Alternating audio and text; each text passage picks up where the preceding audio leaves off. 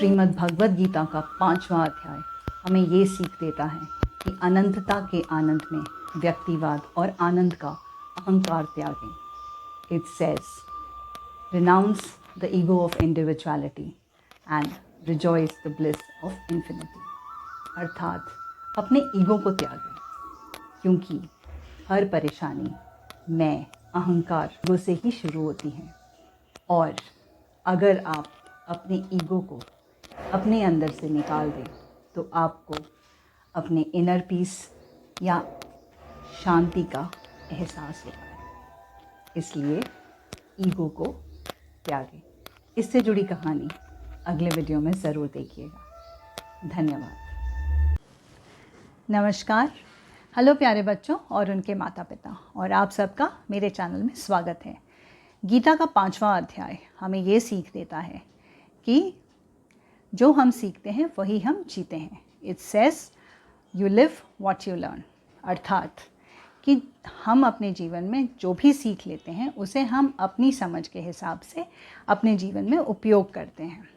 हमारे जीवन में हमें बहुत सारा ज्ञान मिलता है, और इनफैक्ट जब हम छोटे बच्चे होते हैं, जैसे आप जब छोटे छोटे बच्चे हैं, छोटे बच्चों से लेकर एक सर्टेन एज तक, जब तक आप सेम पढ़ाई कर रहे हैं, या ठीक है घर में अलग अलग ज्ञान मिलता है, पर जब आप स्कूल में जाते हैं तो आपको ऑलमोस्ट सेम ही शिक्षा मिलती है। बट हर एक बच्चे की सीखने, समझने और उसको अपने जीवन में उपयोग करने की क्षमता अलग अलग होती है।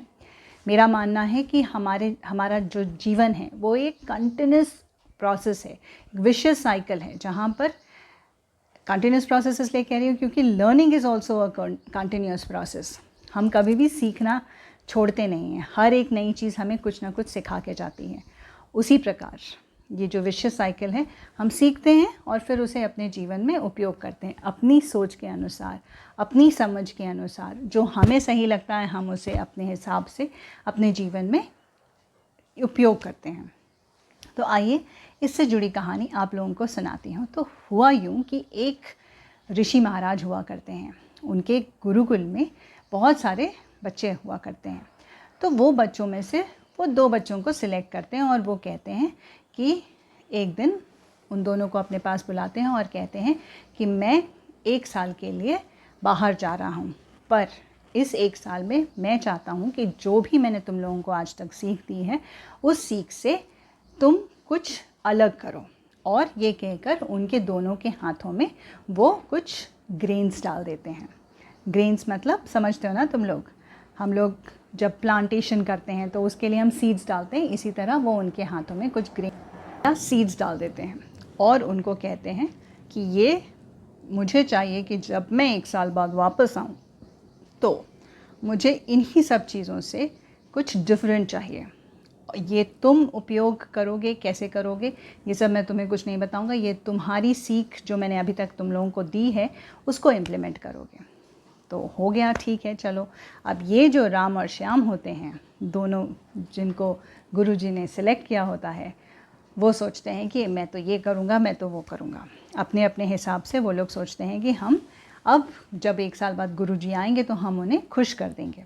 तो जो श्याम होता है वो क्या करता है, वो एक डब्बा लेता है, उसमें ग्रेन्स डालता है और उसे एक साइड पे रख देता है, और वो रोज़ उसकी पूजा करता है। और वहीं जहाँ जो राम होता है वो क्या करता है पता है बच्चों, वो ले जाकर ग्रेन्स को फील्ड में प्लाउ करता है और रोज़ उसे अच्छे से पानी देता है।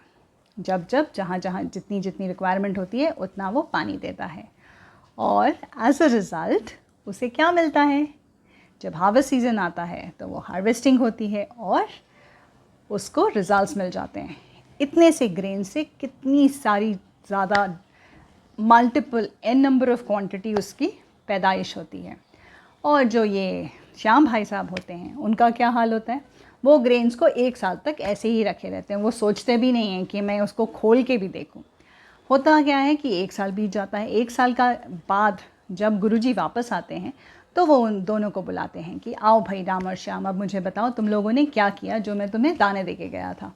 राम खुशी खुशी जो वो मुट्ठी भर ग्रेन्स दे के गए होते हैं गुरुजी, उसकी जगह पे वो पूरा एक थैला भरा हुआ चावल का लेके आता है और उसे कहता है गुरुजी आपने जो मुझे ये दिया था, ग्रेन्स दिए थे, उससे मैंने ये मतलब उसको मैंने उगाया और उसकी जगह पे ये चावल की पैदाइश हुई।